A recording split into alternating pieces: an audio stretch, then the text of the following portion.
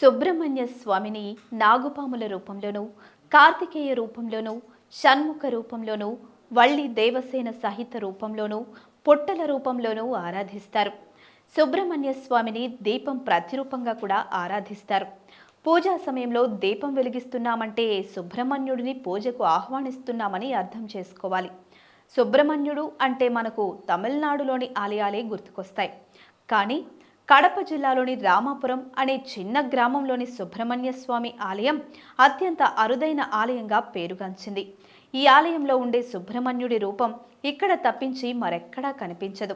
దాదాపు 1500 ఏళ్ల నాటి విగ్రహాన్ని ఆలయంలో పునఃప్రతిష్ఠ చేసిన తరువాత అత్యంత వైభవంగా ఉత్సవాలను నిర్వహిస్తూ ఇతోధికంగా పూజలు చేస్తూ వస్తున్నారు. మరి ఈరోజు రామాపురం ద్వికంఠ సుబ్రహ్మణ్యుడి గురించి తెలుసుకుందామా? రామాపురం గ్రామంలో ఓ పురాతనమైన శివాలయం ఉంది. ఈ శివాలయం సమీపంలో ఓ చిన్న గది ఉండేది. పాడుబడిన ఈ గదిలో తవ్వకాలు జరుపగా పురాతన కాలం నాటి అపురూప విగ్రహాలు బయటపడ్డాయి.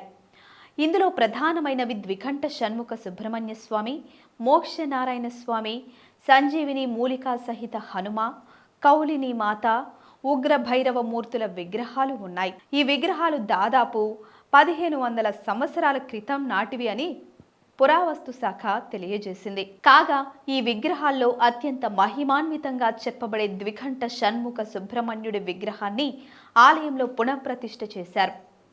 ఈ విగ్రహానికి తెల్లని ఆవు పాలతో అభిషేకం చేస్తే పాలు నీలివర్ణంలోకి మారిపోతాయి. ఈ క్షేత్రంలో మరో ముఖ్యమైన విగ్రహం మోక్షనారాయణ స్వామి విగ్రహం. మహావిష్ణువు మోక్షనారాయణ స్వామిగా వెలుగొందుతున్న ఏకైక క్షేత్రం ఇదే. ఈ విగ్రహం వామహస్తంలో శంఖువు కిందికి ఉంటుంది. మోక్షానికి మార్గంగా దక్షిణ హస్తం చూపుడు వేలు పైకి చూపుతున్నట్లు ఉంటాడు. ప్రతి నెల శుక్లపక్షం ఏకాదశి రోజున నారాయణుడు ఉత్తర ద్వారం నుంచి దర్శనమిస్తాడు. ఈ సమయంలో ఈ ఆలయంలో సామూహిక నారాయణ స్వామి వ్రతాలు నిర్వహిస్తారు. అదే రోజు సాయంత్రం స్వామివారి కళ్యాణం అంగరంగ వైభవంగా జరుగుతుంది.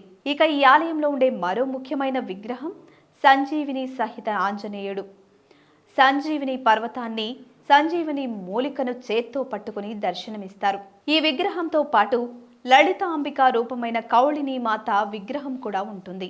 కౌళిని మాత ఆలయం ఉజ్జయినిలో ఒకటి ఉంటుంది. ప్రస్తుతం ఆ ఆలయం శిథిలావస్థలో ఉండగా రామాపురంలోని ఆలయం ఒక్కటే మనువడలో ఉన్నట్లుగా చరిత్రకారులు చెప్తున్నారు.